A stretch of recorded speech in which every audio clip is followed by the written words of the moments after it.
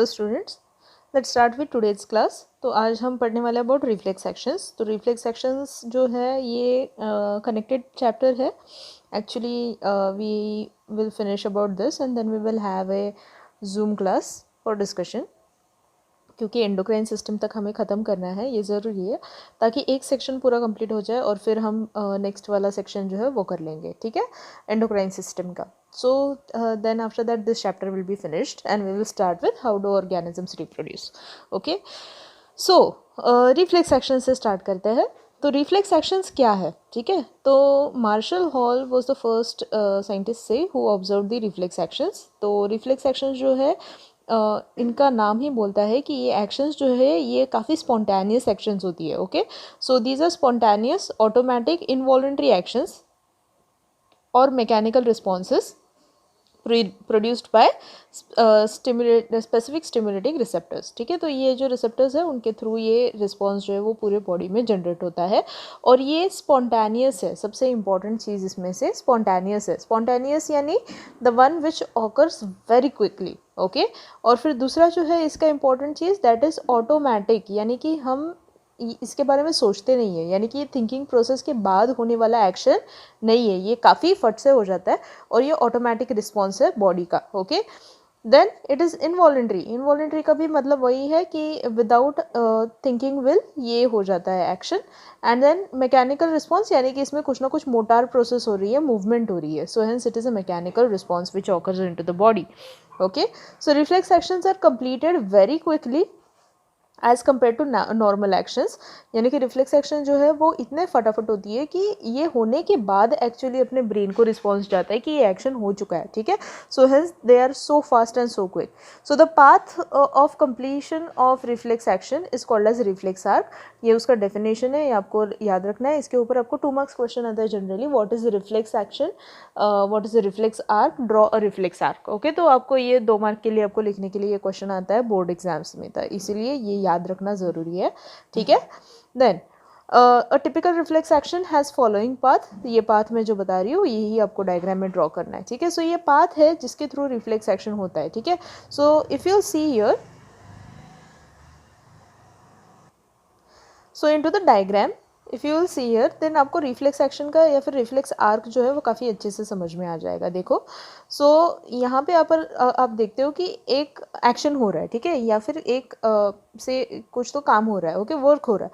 तो क्या काम हो रहा है कि ये हाथ से, ये जो इंसान का हाथ है, ये is trying to touch this object जो कि गर्म है, ठीक है। So this object is being placed on fire. इसमें से ये वेपर्स निकल रहे हैं यहाँ पे। सो वेपर्स निकल रहे हैं मतलब वो गर्म है। अभी मे बी उसका ध्यान नहीं हो या फिर कुछ हो, ही ट्राइज टू स्टिक और से tries to hold the object जो कि हॉट है। तो इसके टाइम में क्या होगा कि स्किन के नीचे जो रिसेप्टर्स है यहाँ पे, ठीक है, तो ये है जो स्किन के नीचे के receptors which are for heat and pain, they will receive a signal from skin जो कि यहाँ से जाएगा, ठीक है। It will travel upwards, okay, किसके थ्रू जाएगा, through sensory neuron. It will go towards the spinal cord, ठीक है, ये स्पाइनल कॉर्ड का स्ट्रक्चर है, तो स्पाइनल कॉर्ड में जाएगा। ओके, तो रिस्पॉन्स कहाँ से जा रहा है, सबसे पहले स्किन। स्किन में कौन है, स्किन में रिसेप्टर, उसके न्यूरॉन के रिसेप्टर एंड्स है जो कि हीट एंड पेन सेंसेशन ले रहे हैं, वहाँ से वो जाएगा सेंसरी न्यूरॉन में। Sensory neuron will go towards the spinal cord. Spinal cord में जब हम देखते हैं तो स्पाइनल कॉर्ड में 2 टाइप्स ऑफ न्यूरॉन होते हैं, एक रिले न्यूरॉन होता है और मोटर न्यूरॉन होता है और अपना सेंसरी न्यूरॉन आता है, ठीक है। तो sensory neuron enters through the dorsal root, ठीक है। तो स्पाइनल कॉर्ड जो है जनरली इसका स्ट्रक्चर जो है वो काफ़ी ऐसा सिंपल सा स्ट्रक्चर होता है। तो बटरफ्लाई शेप का इसका जो स्ट्रक्चर होता है अंदर में, ठीक है, तो उसमें से 2 प्रोसेसेस निकलती है, ठीक है। तो ऐसे 2 हॉर्न लाइक स्ट्रक्चर ऊपर होते हैं यहाँ पे, जैसे ये 2 है, ओके, और वैसे ही सेम 2 नीचे होते हैं, ठीक है। अंदर में ये हॉलो होता है, सो ये बीच वाला सेंटर वाला सेक्शन जो है यहाँ पे ये हॉलो रहेगा और फिर उसके बीच में ग्रे मैटर वाइट मैटर वाला एरिया होता है, ठीक है। तो ये कुछ इस तरह से दिखाई देता है, ओके। सो यहाँ से ये सेंसरी न्यूरॉन एंटर करता है जिसको हम बोलते हैं dorsal root, okay. And dorsal root से एंटर करके यहाँ पे बीच में रिले न्यूरॉन होता है जो कि ये सिग्नल को डायरेक्टली ट्रांसफ़र कर देता है टू द मोटर न्यूरॉन, जो कि यहाँ से बाहर निकलता है फ्रॉम द वेंट्रल रूट, ठीक है। तो वो डॉर्सल रूट से अंदर जाएगा सिग्नल, रिले न्यूरॉन उसको ट्रांसमिट करेगा और उसको डाल देगा इनटू वेंट्रल रूट के मोटर न्यूरॉन। तो हेंस वेंट्रल रूट से जा रहा है ये कहाँ पे, मोटर न्यूरॉन में। मोटर न्यूरॉन जाता है to effector organ, effector organ muscle होता है जनरली, ठीक है। तो मसल में हमने पढ़ा है कि कैसे न्यूरोमस्कुलर जंक्शन होता है, तो वहाँ पे न्यूरोमस्कुलर जंक्शन से मोटर न्यूरॉन से मसल फाइबर में ये सिग्नल जाएगा और मसल फाइबर कॉन्ट्रैक्ट्स, ठीक है। तो मसल फाइबर जैसे ही कॉन्ट्रैक्ट होगा क्या हो जाएगा, ये हाथ जो है from this object it will be lifted upwards, ठीक है। So it will move from here till here, okay. और फिर जो बर्न हो रहा था हाथ में, वो बर्न जो है वो रुक जाएगा, okay. So this is the action which occurs into the से रिफ्लेक्स एक्शन, ठीक है। तो ये एक्शन जब होता है तब यहाँ पे आप देख सकते हो कि नॉर्मली हमने CNS जब पढ़ा था तब मैंने आपको एक बात बताया था कि सेंसरी से न्यूरॉन से जाता है signal to the spinal cord, ठीक है, और स्पाइनल कॉर्ड से जाता है to the relay areas, relay areas से वो जाता है इनटू ब्रेन, ठीक है। डिफरेंट रीजन्स में जहाँ पे भी उसको जो भी फंक्शन करना है उस एरिया में वो सिग्नल चला जाता है। फिर ब्रेन से वो सिग्नल जाएगा वापस से स्पाइनल कॉर्ड में और स्पाइनल कॉर्ड से जाता है जहाँ पे भी वो एक्शन करना है वहाँ पे, ठीक है। तो ये एक पाथ था जिसमें ब्रेन इन्वॉल्व था, ओके। बट अब जो हमने पढ़ा अबाउट द रिफ्लेक्स आर्क, तो रिफ्लेक्स आर्क में हमने कहीं पे भी we have not mentioned brain, okay.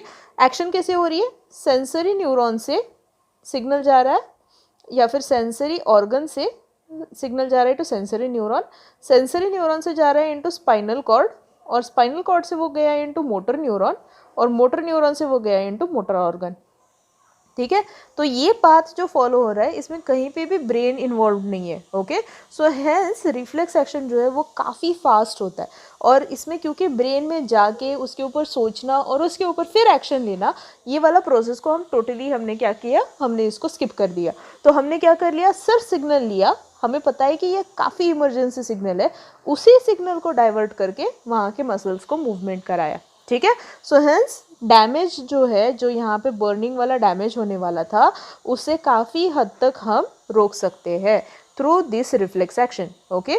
But अभी इसका मतलब ये हुआ क्या कि ब्रेन को कभी भी नहीं पता चलेगा, तो ब्रेन को पता चलता है और ब्रेन को बताना भी ज़रूरी है क्योंकि ये एक इमरजेंसी सिचुएशन है और हम अगर इसके ऊपर ध्यान नहीं दें, भले ही रिफ्लेक्स एक्शन हो गया और हम बच गए, पर अगर हम इस पर ध्यान नहीं दें तो काफ़ी बार इसका हार्म हमारे ऊपर होते रहेगा, राइट। तो इसलिए क्या होता है कि जैसे ही सेंसरी न्यूरॉन का एक मैसेज स्पाइनल कॉर्ड को जाता है और स्पाइनल कॉर्ड उस मैसेज को डाइवर्ट कर देता है, उसमें से हाफ मैसेज वो ब्रेन को भेजता है, ठीक है।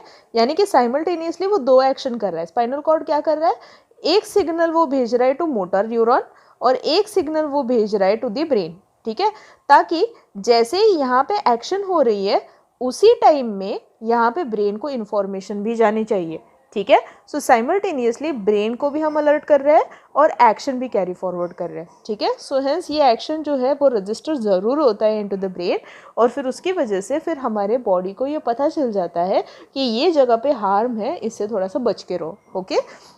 रिफ्लेक्स एक्शन बहुत सारे होते हैं, जैसे फॉर एग्जांपल अगर हम बोलते हैं कि रिफ्लेक्स एक्शन कहाँ कहाँ होते हैं, जैसे फॉर एग्जांपल अगर एकदम हैवी ऐसा लाइट अगर किसी ने फ्लैश कर दिया अपनी आंखों में, राइट, हम रास्ते से चल रहे हैं अंधेरे में और आगे से सामने से गाड़ी आ रही है जिसका हेडलाइट हमारी आंखों में फ्लैश हो गया, तो हम उसको ही देखते रहते हैं क्या, नहीं, हम सोचते नहीं है, बट अपनी पलकें अपने आप झपक जाती है, यानी कि हम आंखें बंद कर लेते हैं ताकि हमारे रॉड एंड कॉन सेल्स जो है वो बचे रहे, ओके। तो ये हो गया रिफ्लेक्स एक्शन। या फिर sneezing is a reflex action. तो ये सारी चीज़ें जो है वो विदाउट एनी से थिंकिंग प्रोसेस ये हमारे बॉडी को बचाने के लिए काफ़ी फटाफट होती है, ठीक है। So that is how reflex action occur. So let us discuss about how does the reflex action occur and then we will move ahead. So here what happens in reflex action? So in reflex action, fingertips of the dendrites, fine tips of the dendrites of the receptors, that is sensory neuron, quickly relay a message, that is electrical impulse, via sensory neurons to the spinal cord. तो यहाँ पे बताया गया है यहाँ से यहाँ तक, that is stimulus से हम क्या करेंगे, उसके टिप्स वाले जो डेंड्राइट स्टिमुलस में जो है न्यूरॉन के, वहाँ से वो सिग्नल लेके जाएगा इनटू द सेंसरी न्यूरॉन और वहाँ से वो इम्पल्स जाएगा into spinal cord, ठीक है. Then this information, spinal cord sends this information via motor nerves, यानी कि spinal cord से ये जा रहा है into motor nerve and to the effector muscle or gland. Okay, so जहाँ पे भी इसको एक्शन करना है उस मैसेज को वहाँ से डायरेक्टली डाइवर्ट किया जा रहा है, ठीक है. The path taken by the nerve impulse in an reflex action is called as the reflex arc. Okay, so this is the definition वापस से. Thus reflex arc or reflex action generally involves spinal cord for quick response to specific stimulus. However, information inputs also goes on to reach the brain where the thinking process also occurs. तो मैंने जैसे आपको last में भी बताया, half of the signal from the spinal cord is also sent to the brain so that उसका registry हो जाए, so that हमको समझ में आ जाए thinking process से कि अरे हाँ यहाँ पे झटका लगा था, यहाँ फिर ऐसे हो गया, या फिर सामने से लाइट आ रहा था तो थोड़ा सा आंखें बंद करके रहनी चाहिए, या फिर कभी एकदम से फटाका फूट जाता है. तो ये सारी चीज़ों के अगेंस्ट बॉडी क्या करती है, खुद को प्रिपेयर करने के लिए ब्रेन को भी उसका सिग्नल भेजती है, ठीक है. Then reflex arc. So reflex arc is what? Reflex arc is the path taken by the nerve impulse in a reflex action is called as the reflex arc. It consists of 5 parts. तो कौन से 5 parts है इसमें? तो उसमें सबसे पहला आता है receptor जो कि signal receive कर रहा है. So any specific group of cell or organ or the neurons which receive the stimulus are set up a sensory impulse are called as the receptor. Okay. दूसरा है sensory or afferent neuron. So it carries the sensory impulse from the receptor to the central nervous system. अभी ये मैंने explain कर दिया, so I am not explaining it in more detail. ठीक है. Then a portion of central nervous system which functions here, so it is spinal cord or brain which functions here majorly. So its neurons analyze and interpret the sensory impulse and set up an appropriate motor impulse. ठीक है, जो एकदम fast होना चाहिए, quick होना चाहिए, किस हिसाब से उसको वो सेट कर देती है. Reflexes are termed as spinal reflexes और सेरेब्रल रिफ्लेक्सेस डिपेंडिंग अपॉन कहाँ से ये इम्पल्स आ रहा है, ठीक है. तो spinal reflexes are spinal cord diverted, brain reflexes are cerebral reflexes, ठीक है. देन मोटर न्यूरॉन और motor effect. So efferent neuron या जो कि सिग्नल लेके जा रहा है बाहर. So motor impulse from the central nervous system to specific effector organ, so that is muscle fibre और एनी ग्लैंड सेल, ठीक है. Effector it may be muscle fibre और gland cells where the impulse is terminated and response is generated as per the instruction received by the neurons, ठीक है. तो ये हो गया इफेक्टर. सो सिग्निफिकेंस क्या है इसका? तो सिग्निफिकेंस ये है कि जनरली हम अगर देखें तो ब्रेन काफ़ी बिजी होता है, ठीक है. तो ब्रेन के लिए अपना काम करना बहुत सारा लोड है उसके पास. ओके, ऑलरेडी हार्ट को बीट करना है, लंग्स को पंप करना है, डाइजेस्टिव सिस्टम में कुछ हो रहा है, ग्लैंड्स में कुछ सिक्रेशन करना है, ये सब चीज़ें ऑलरेडी ब्रेन जो है उसको कंट्रोल कर ही रहा है. तो ऊपर से ये ऐसे इमरजेंसी मैसेजेस वाले बीच बीच में आने लग गए तो क्या होगा, ब्रेन जो है वो बेचारा एकदम थक जाएगा, राइट. तो उसको अवॉइड करने के लिए, यानी कि ओवरलोडिंग और ओवर टैक्सिंग अवॉइड करने के लिए ब्रेन का हम रिफ्लेक्स एक्शन का सहारा लेते हैं, ठीक है. सेकेंड थिंग इज ब्रेन को सोचने की आदत है, यानी कि वो कोई भी सिग्नल आए तो उसके ऊपर it will start the thinking process and then analyse and then work. Okay, but reflex action जो है वो काफ़ी क्विक रिस्पॉन्स होता है, क्योंकि ये स्टिमुलसेस हार्मफुल हो सकते हैं, ये स्टिमुलसेस डेथली हो सकते हैं, ये स्टिमुलसेस कुछ भी हमारे बॉडी के लिए दे कुड बी से eight much more level of threat, ठीक है. तो इनको कंट्रोल करना बहुत ज़रूरी है. सो हेंस इसका प्रोसेस करने के लिए ये जनरली कोऑर्डिनेटिंग सेंटर्स जो है ब्रेन के वो फंक्शन करते हैं, ठीक है. And then lastly again survival value, क्योंकि इसमें हमें अगर क्विक रिस्पॉन्स लेना है, बचाना है अगर अपने बॉडी को, तो ऑब्वियसली इसमें फास्टेस्ट रिस्पॉन्स आना चाहिए. So hence reflex actions are essential. अभी रिफ्लेक्स एक्शन हम सोचते हैं कि मे बी हमारे सिर्फ अंदर होगा because we are so developed, but no, they occur even into animals, और जिसमें नर्वस सिस्टम प्रॉपर फंक्शनिंग करता है उनमें सब में रिफ्लेक्स एक्शंस होती है. Mostly you might have even seen if you have pets at home, तो आपने देखा होगा डॉग्स एंड कैट्स, ये लोग भी उनके भी बॉडी में रिफ्लेक्स एक्शंस काफ़ी ज़्यादा स्ट्रांगली वर्क करती है, ठीक है. देन एग्जाम्पल्स क्या है रिफ्लेक्स एक्शन के? तो watering of the mouth on site of food, ठीक है, ये हम सोचते नहीं है बट ये एक्शन फटाफट हो जाता है और फिर हमें पता चलता है कि यार भूख लग रही थी, right. Then closing of eyes when flash light is flashed on और strong light is flashed on the eyes, ठीक है. या फिर withdrawal of hand when pinched with a needle prick में जनरली हम हाथ विड्रॉ कर लेते हैं फटाफट. ब्लिंकिंग ऑफ द आईलिड्स और गट पेरिस्टाल्सिस, यॉर्निंग, स्नीजिंग, कफिंग, ये सारे एक्शंस जो है वो रिफ्लेक्स एक्शंस है. Okay, so this is about reflex actions which occur into our body. Then next is involuntary action and voluntary action. अभी ये भी ज़रूरी है कि समझना कि इनवॉलेंट्री क्या है और वॉलेंट्री क्या है. ओके, सो इनवॉलेंट्री का मतलब है ऑटोनॉमस, ऑटोमेटिक हम बोल सकते हैं, ठीक है. So involuntary is involuntary muscular actions are performed by the animal without its will. यानी जैसे हम सोच के इनकी एक्शंस नहीं करा रहे हैं, ठीक है, ये अपने आप हो रही है. जैसे कि for example smooth muscle fibre का वर्किंग. ओके, तो generally these occur automatically and the animal has no choice in it. जैसे फॉर एग्जांपल से डाइजेस्टिव सिस्टम में पेरिस्टाल्सिस होना, हम अगर सोचे कि नहीं करना है पेरिस्टाल्सिस तो भी हम इसको रोक नहीं सकते हैं, ठीक है. So it is not under our will, it will perform itself accordingly. So such actions are meant for controlling and coordinating the functions of internal organs of our body. Many of these involuntary actions are diaphragm during normal respiration movement उसका हो गया, या फिर peristaltic movements हो गए oesophagus के, salivation, vomiting etcetera. Okay, या फिर movement of internal viscera etcetera. ये सारी चीज़ें जो है ये इनवॉलेंट्री एक्शंस में आती है, यानी कि हम इनको सोचते नहीं है बट ये सारी चीज़ें होते रहती है. तो ये किसके अंडर कंट्रोल में है? These are under the control of hind brain. Okay, so this is how it occurs into our body.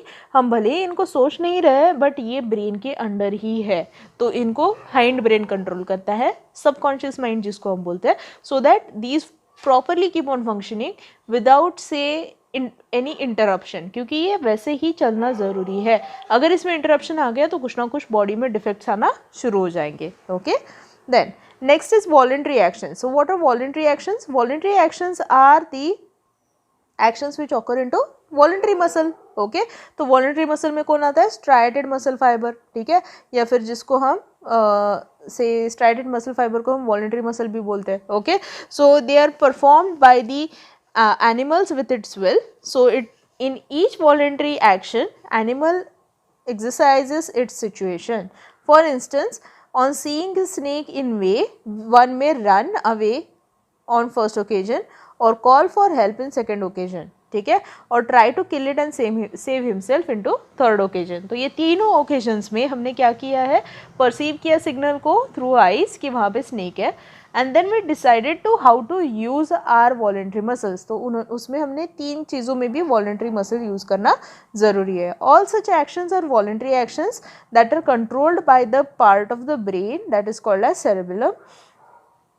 Like for example walking in a straight line, riding a bicycle, picking up a pencil. ये मैंने आपको बताया था precision वाले work जो है, ये सब सारे प्रिसीजन वाले voluntary work also is carried out by cerebellum, ठीक है. This is the part of the brain which is responsible for precision of voluntary actions and maintain the posture and balance of the body, ठीक है. अगर हम posture and balance maintain नहीं कर पाए then we will not be able to even walk in a straight line, या फिर practically we can not even walk properly, ठीक है. तो ये सारी चीज़ें जो है these are through voluntary actions which occur into our body. Then we have peripheral nervous system. अभी हमारा सेंट्रल नर्वस सिस्टम खत्म हो गया. तो पेरिफेरल नर्वस सिस्टम में क्या आता है? जैसे मैंने आपको लास्ट टाइम भी बताया था, अपने पास ब्रेन है, वहाँ से निकलने वाला स्पाइनल कॉर्ड है, और स्पाइनल कॉर्ड से और ब्रेन से निकलने वाले दो टाइप्स ऑफ नर्व्स है, ठीक है.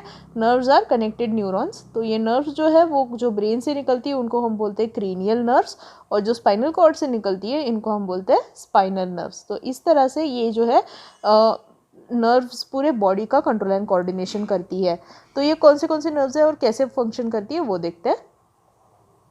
So first one is peripheral nervous system. So all nerves arising from the brain and spinal cord are included into peripheral nervous system.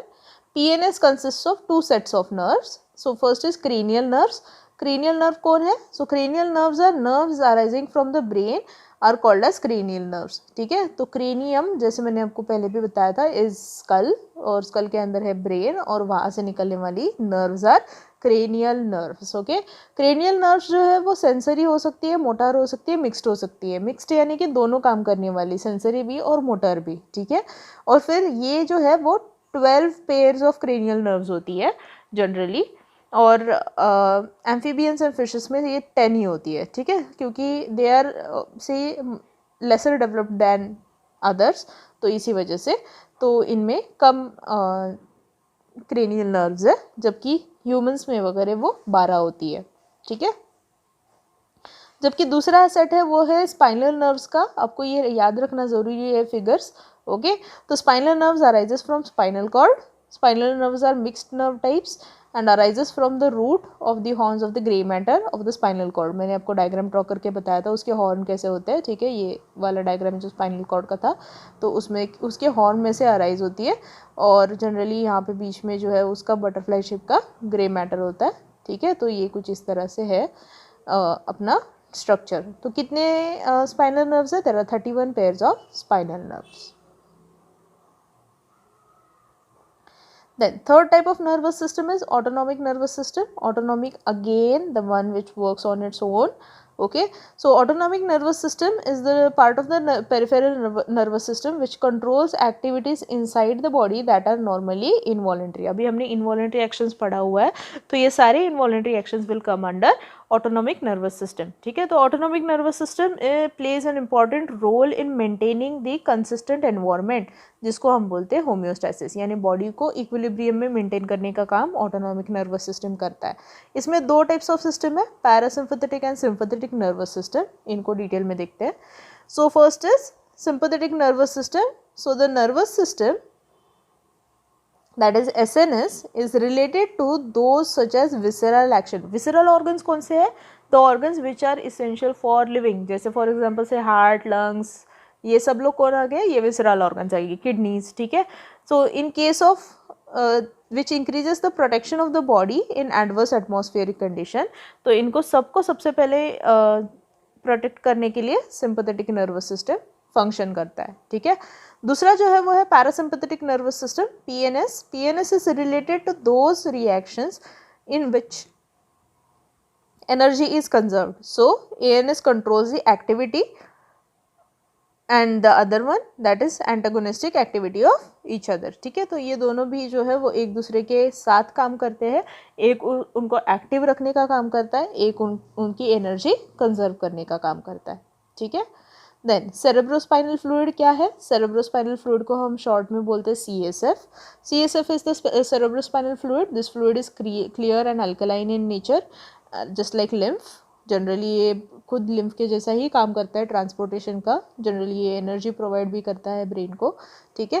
Then CSF is present in ventricles of the brain, sub arachnoid space and between arachnoid and pia matter of the spinal cord, ठीक है। तो ये मैंने आपको बताए थे सारे regions क्या क्या है ब्रेन के। Ventricles are the loop like structures inside the brain, या फिर जाके सब arachnoid is the pia matter and grey matter, sorry arachnoid matter, pia matter and dura matter के बीच का एरेक्नोइड मैटर वाला स्पेस, ये सब जगहों पे ये प्रेजेंट होता है। जनरली ये शॉक एब्जॉर्बिंग फ्लूइड होता है, so it is a shock absorbing medium. ये भी बताया था मैंने, जब भी ब्रेन को या फिर हेड को इंजरी होती है तो ब्रेन को डायरेक्ट इम्पैक्ट नहीं होना चाहिए, इसीलिए ये फ्लूइड वहाँ पे प्रेजेंट होता है। This is actually exactly like a tough up tyre. Tough up tyre कैसे फंक्शन करता है कि आपने देखा होगा कि जनरली आजकल ट्यूबलेस टायर आती है, तो ट्यूबलेस टायर में 2 लेयर्स ऑफ रबर होती है और यहाँ पे एक फ्लूइड होता है, ठीक है। तो बीच वाला लेयर जो है that is fluid filled space, okay. तो जैसे ही कभी कभार से सपोज अगर इस चीज़ में दैट इज़ ये जो अपन टायर के लेयर्स की बात कर रहे थे और उसके अंदर की फ्लूइड की, तो सपोज अगर टायर में कभी एक आधी बार गलती से एक आधी नेल प्रिक हो गया, ठीक है, और नेल प्रिक होके वहाँ से वो निकल गया, ठीक है। तो निकल गया अगर नेल, तो यहाँ पे छेद बन जाएगा, ठीक है। और छेद बनने की वजह से ये टायर जो है उसका एयर बाहर आना शुरू हो जाएगा और वो डिफ्लैट होना शुरू हो जाएगा, ठीक है।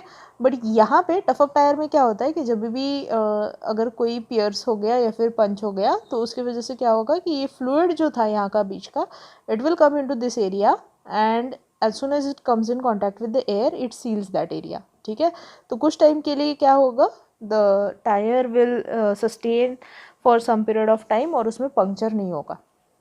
तो इस तरह से ये टफ अप टायर या फिर ट्यूबलेस टायर जो है वो फंक्शन करती है।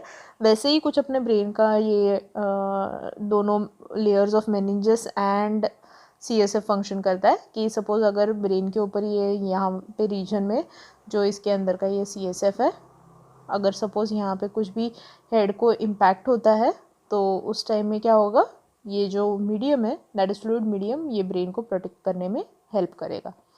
Then Broca's area is motor speech area, जो भी हमारे फ्रंटल रीजन में अपने सेरेब्रम के प्रेजेंट होता है। जनरली हम इसके थ्रू स्पीच या फिर लैंग्वेजेस सीखना और उसके ऊपर फंक्शन करना, movement of the tongue and everything according to the से जो भी सारे अपने लेटर्स है उसके हिसाब से ये फंक्शनिंग करने के लिए ये हेल्प करता है ब्रोका स्पीच एरिया।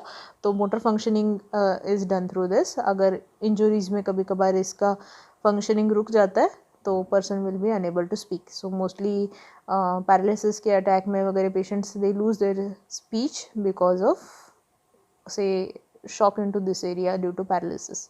ठीक है। Then human brain has more than 100 billion neurons, बहुत ज़्यादा प्रेजेंट होते हैं। जनरली इसका नंबर बाय बर्थ जो है वो काफ़ी हाई होता है, जैसे जैसे एज बढ़ते जाता है वो रिड्यूस होते जाता है और एंड में तो पूरे मर जाते हैं। So that leads to death.